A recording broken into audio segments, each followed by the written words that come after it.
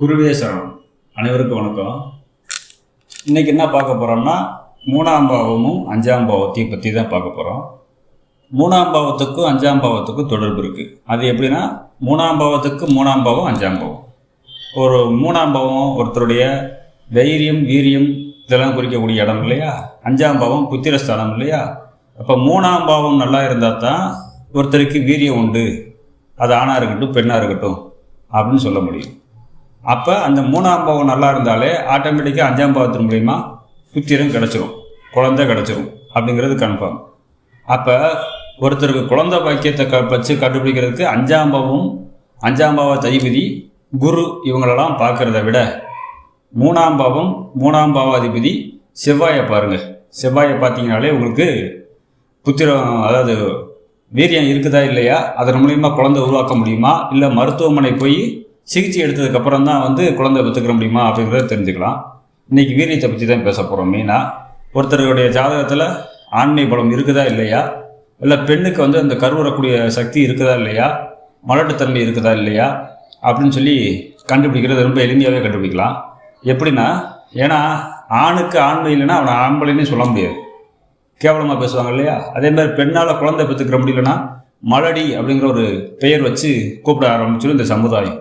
அப்போ இதுலேருந்து மெயினாக தப்பிக்கணும். இப்போ குழந்தை பெற்றுக்கிட்டால் தான் ஒரு மனிதன் முழு மனிதனாக மாற முடியும். அது ஆணாக இருந்தாலும் சரி, பெண்ணாக இருந்தாலும் சரி. சரி, இது எப்படி கண்டுபிடிக்கிறது அப்படின்னா, முதல்ல சிம்பிளாக ஒரு பாயிண்ட் வச்சுக்கோங்க. உங்கள் கூட பிறந்த இளைய சகோதரன் அல்லது சகோதரி யாராவது இருக்கிறாங்கன்னா கண்டிப்பாக உங்களுக்கு ஆண்மை இருக்குது அப்படின்னு அர்த்தம். ஏன்? மூணாம் பாவம் நல்லா இருக்குன்னு அர்த்தம். மூணாம் பாவம் நல்லா இருந்தால் தான் சகோதரர் சகோதரி இளையவர்கள், நான் சொல்கிறது உங்களுக்கு அடுத்து பிறந்தவங்க இருக்கிறாங்கன்னா கண்டிப்பாக உண்டு, உங்களுக்கு ஆண்மை உண்டுன்னு அர்த்தம். இல்லை நான் தான் வீட்டுக்கு கடைசி ஆள், இது எப்படி நான் கண்டுபிடிக்கிறது அப்படின்னு கேட்டிங்கன்னா, உங்கள் தாயார் அந்த காலத்தில் இயற்கையாகவே தானாகவே கற்பம் நின்று வச்சா அல்லது குடும்ப கட்டுப்பாடு பண்ணிட்டாங்களா, அவங்களா தடுத்துட்டாங்களா அப்படின்னு தெரிஞ்சுக்கோங்க. அப்படி தடுத்துட்டாங்கன்னா அப்போ வீரியம் உண்டு அப்படின்னு அர்த்தம். தானாக நின்று போச்சுன்னா அதுக்கு பிறகு நீங்கள் மூணாம் பாவத்தையும் மூணாம் பாவாதிபதியையும் செவ்வாயையும் வச்சு பாருங்கள், கண்டுபிடிச்சிடலாம். செவ்வாய் ஒரு ஜாதகத்தில் பலமாக இருந்துட்டாலே அவங்களுக்கு வீரியம் உண்டுன்னே எடுத்துக்கலாம். ஏன்னா செவ்வாய் தான் வீரியத்துக்கு காரணம் வர்றார். முதல்ல அதை புரிஞ்சுக்கோங்க. அப்புறம் அது பிறகு மூணாம் பாவத்தை பற்றி ஆராய்ச்சி பண்ணிக்கலாம். இது சரியாக இருந்தாலே ஆட்டோமேட்டிக்காக புத்திர பாக்கியம் கிடச்சிரும். அப்புறமும் நல்லா எல்லாமே நல்லா இருந்து புத்திரம் கிடைக்கல அப்படின்னா நீங்கள் அஞ்சாம் பாவாதிபதி குரு வச்சு நீங்கள் பலன் எடுத்துக்கலாம். மூணாம் பாவம் நல்லா இருந்தாலே எப்படினாலும் மருத்துவமனையில் சிகிச்சை பெற்றாவது இந்த டெஸ்ட் பிபி மூலயமா குழந்தையை பெற்றுக்கலாம் அப்படிங்கிறத புரிஞ்சுக்கலாம். இதனால தான் காலபுருஷனுக்கு செவ்வாயை முதல் வீடாக வச்சு அதன் அதிபதியாக செவ்வாயவே வச்சுருக்கிறாங்க. காலபுருஷன் யாருன்னு கூட ஒருத்தர் கேள்வி கேட்டிருந்தார் கமெண்ட்ஸில். காலபுருஷன் கேட்டால் நம்ம செவ்வாயை கூட சொல்லலாம். ஏன்னா செவ்வாய் இல்லாமல் சகோதரம் இல்லை, வீரியம் இல்லை, இப்போ புத்திரத்துக்கும் சொல்லியிருக்கிறோம். செவ்வாய் இல்லாமல் திருமணமும் இல்லை. திருமணம் இல்லைன்னா அதை நான் சொல்கிறேன், டீட்டெயிலாக சொல்கிறேன். அது திருமணம் சம்மந்தமாக பேசும்போது யாருக்கு எப்போ திருமணம் நடக்கும், இல்லை திருமணமே இல்லையா அப்படிங்கிறத செவ்வாயை வச்சே சொல்லிடலாம். அதுக்கு ஒரு வீடியோ தனியாக போடுவோம்.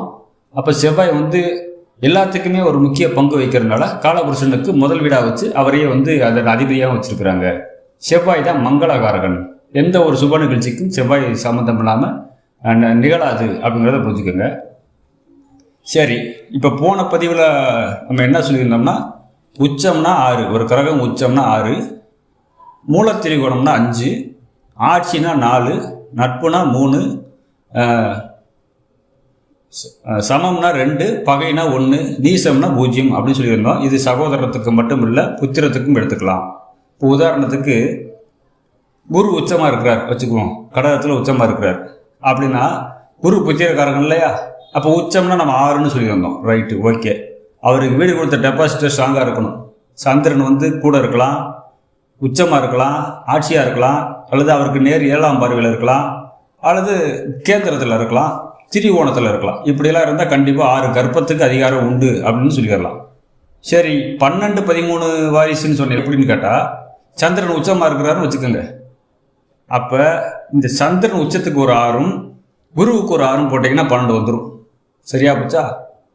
இது போக அந்த குரு கூட யார் சேர்ந்துருக்குறாங்க, பார்க்குறாங்க, திரிகோண சம்பந்தத்தில் வர்றாங்க, இதெல்லாம் வச்சு 1, 2 குழந்தைகள் கூட வர்றதுக்கு வாய்ப்பு நிறையா உண்டு. இதுதான் நம்மளுடைய முன்னோர்கள் தாத்தா பாட்டி காலத்தில் 12-13 குழந்தைங்க பெற்றுக்கிட்டாங்க அப்படிங்கிறதுக்கு வந்து ஒரு சூத்திரம் மாதிரி, அதாவது ஃபார்முலா மாதிரி அப்படின்னு வச்சுக்கோங்க. அப்போ 12-13க்கு தெரிஞ்சு போச்சு. வீடு கொடுத்தே உச்சமாக இருந்தாலும் அல்லது கூட ஆட்சியாக உட்காந்து வந்தாலும் கணக்கு அப்படின்னு வச்சுக்கோங்க. இப்போ வீடு கொடுத்த உச்சம்னா 12ன்னு சொல்லிட்டோம். சேர்க்கை பார்வையை கூட ஒன்று ஒன்றா சேர்த்துக்கோங்க, கழிச்சுக்கோங்க, அதை விட்டுருங்க. ஆட்சியாக கூடயே இருக்கிறாரு அப்படின்னா இங்கே 6, 4, 10ன்னு எடுத்துக்கோங்க. 10 குழந்தைக்கு அதிகாரம் உண்டு அப்படின்னு எடுத்துக்கலாம். அதே மாதிரி வீடு கொடுத்த ஒரு நட்பு வீட்டில் இருக்கிறாரு, சமம் வீட்டில் இருக்கிறாரு, இதெல்லாம் வச்சு கூட நீங்கள் அப்படியே கூட்டி கழித்து பார்த்துக்கலாம். அப்போ அந்த காலத்தில் வந்து 60 வயசானாலும் ஆண்மை உண்டு. 15 வயசுலேருந்து ஒரு ஆணுக்கு வீரியத்தன்மை உண்டு. 65 வயசு வரைக்கும் நீடிக்கும். அப்போ கிட்டத்தட்ட 50 வருஷம் ஒரு ஆண் வந்து இளமையோடு இருக்கிறாரோ இல்லையோ ஆண்மையோடு இருக்கிறாருன்னு சொல்லலாம். என்ன அந்த விரைப்புத்தன்மை அது வேணால் கம்மியாக இருக்குமே ஒழிய வீரியம் இல்லைன்னு சொல்ல முடியாது அப்படிங்கிறதா உண்மை. கொஞ்சம் வயசில் சுய இன்பத்தில் ஈடுபட்டாங்க, இதில் ஈடுபட்டாங்க, அல்லது வந்து அதனால் விரைப்புத்தன்மை தான் கம்மியாகுமே ஒழிய வீரியம் கம்மியாகிறதுக்கு வாய்ப்பு இல்லை. அதனால தான் ஃபாரினில் இப்போ கூட ரீசெண்டாக பார்த்துருக்குறோம், 60-70 வயசு தாத்தா இயற்கையான முறையில் குழந்தை பெற்றுக்கிட்டாரு அப்படிங்கிற மாதிரி நியூஸில் பார்க்குறோம். அதே மாதிரி ஒரு தம்பதி கிட்டத்தட்ட நிறையா குழந்தைகள் பெற்றுக்கிட்டாங்க அப்படிங்கிறது பேப்பர்லையும் பார்க்குறோம், வீடியோலையும் பார்த்துருக்கோம். ஏன் நம்மளுடைய முன்னோர்களே அப்படித்தானே இருந்திருக்கிறாங்க இல்லையா? அப்போ வந்து குடும்ப கட்டுப்பாடு சாதனங்கள்லாம் இல்லை, அதனால் இயற்கையாக வர்றது அப்படி நின்றுச்சு. இப்போ நம்ம எத்தனையோ வந்து செயற்கை முறையில் வச்சுக்கிறோம், தடுத்துடுறோம். அதனால் இந்த ஜென்ரேஷனுக்கு 1-2 போதும், பொருளாதாரம் பத்தலைங்கிறதுக்காக நிப்பாட்டிடுறோம். நம்மளுடைய தந்தைக்கு வந்து 3-4 குழந்தைகள் பெற்றுக்கிட்டாங்க, அப்புறம் தடுத்துக்கிட்டாங்க. இப்படிலாம் போயிடுச்சு.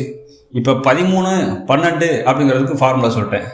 இதையே செவ்வாயை வச்சும் பார்க்கலாம். சகோதரனுக்கு செவ்வாய் மகரத்தில் உச்சமாக இருக்கிறாரு, வீடு கொடுத்த சனி துலாத்தில் இருக்கிறாரு, 2 பேரும் பார்த்துக்கறல, அப்போ டிஸ்டர்ப் பண்ணலை இல்லையா? அப்போ இவங்க வந்து சகோதரன் செவ்வாய்க்கு வந்து 6ன்னு போட்டுக்கலாம். அவருக்கு வீடு கொடுத்த சனி உச்சம், அவருக்கு 6 போட்டுக்கலாம். சரி, இதெல்லாம் சரிதான்.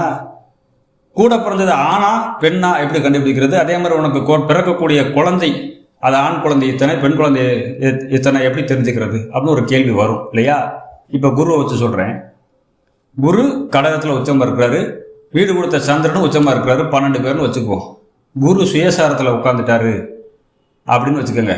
இங்கே ஆண் வாரிசு அதிகமாக இருக்கும், பெண் வாரிசு கம்மியாக இருக்கும். ஏன்னா சுயசாரம்ங்கிறது குருவுடைய நட்சத்திரமே, அது ஆண் கரகம் இருந்தாலும் பெண் வீட்டில் இருந்தாலும் ஆண் கரகத்துடைய நட்சத்திரத்தை சுயசாரத்தில் இருக்கிறார். சனியுடைய சாரத்தில் புதனுடைய சாரத்தில் உட்காந்தா இது 2 அலிகரகம். அலிகரகம்னா அது எந்த வீட்டில் உட்காந்துருக்குதோ, யார் சாரத்தை வாங்கியிருக்குதோ அவங்கள கூட ரியாக்ட் பண்ணும் அப்படிங்கிற மாதிரி சொல்லலாம். அப்போ சனியோ புதன் சாரத்திலேயோ குரு உட்காந்துட்டா அவங்க பெண் வீட்டில் உட்காந்துருக்குறாங்களா, ஆண் வீட்டில் உட்காந்துருக்குறாங்களா? பெண் கிரகத்துடைய சாரம் வாங்கியிருக்கிறாங்களா, ஆண் கிரகத்துடைய சாரத்தை வாங்கியிருக்காங்களா? இல்லை அந்த சனியை புதன் தான் வந்து யார் பார்க்குறாங்க, வலிமை பெற்று யார் பார்க்குறாங்க? அந்த வலிமை பெற்று பார்க்கக்கூடிய கிரகம் ஆணா பெண்ணா, இதெல்லாம் வச்சு பிறக்கக்கூடிய குழந்தைய ஆண் பெண் அப்படின்னு சொல்லலாம். இதே செவ்வாய்க்கு சொல்லலாம். செவ்வாய்க்கு எப்படி சொல்லலாம்னா, மகரத்தில் உச்சமாக இருக்கிறார் இல்லையா, அங்கே சூரியன் சந்திரன் செவ்வாயுடைய நட்சத்திரங்கள் தான் முழுசாக இருக்குது. சூரியனாலும் ஆண் கிரகம், செவ்வாய் சுயசாரம்னாலும் ஆண் கிரகம். அப்போ ஆண் வாரிசு கூட பிறந்தவங்க இருப்பாங்க, கன்ஃபார்மாக சொல்லலாம். சந்திரன் சாரமாக இருந்து சந்திரன் உச்சம் பெற்ற நிலைமையில் இருந்தால் பெண் வாரிசு அதிகம், ஆண் வாரிசு கம்மி இப்படின்னு எடுத்துக்கலாம். இப்படி தான் சொல்ல முடியுமோ ஒழிய ரொம்ப துல்லியமாக சொல்ல முடியாது. இதனால் நான் துருவ கணிதத்தை வந்து தவறாக சொல்லலை, இப்படி பார்த்து தெரிஞ்சு புரிஞ்சுக்கலாம் அப்படின்னு சொல்ல வரேன். இதை வந்து எழுதி வச்சு சொல்கிறத விட இப்படி ஃபார்முலாவை பழகிக்கலாம் அப்படிங்கிறத சொல்ல வரேன். நான் மீண்டும் சொல்கிறேன், துருவ கணிதத்தை வந்து தவறாக சொல்ல வரல, புரிஞ்சுக்கோங்க. இப்படி தான், இதுதான் ஒரிஜினல் முறையில். இது ஒரு மெத்தடு. பல வழிமுறைகள் இருந்தாலும் இதுதான் ஒரு முக்கியமான வழிமுறைன்னு நீங்கள் புரிஞ்சுக்கோங்க. இப்போ வீரியத்தை பற்றி பேசியாச்சு, குழந்தையை பற்றி பேசியாச்சு. திருமணம் அப்படிங்கும்போது திருமணம் ஒருத்தருக்கு எந்த கால தசாபுத்தியில் நடக்கும் அப்படிங்கிறத கண்டுபிடிக்கிறதுக்கு இன்னொரு வீடியோவில் பார்க்கலாம். அனைவருக்கும் நன்றி, வணக்கம்.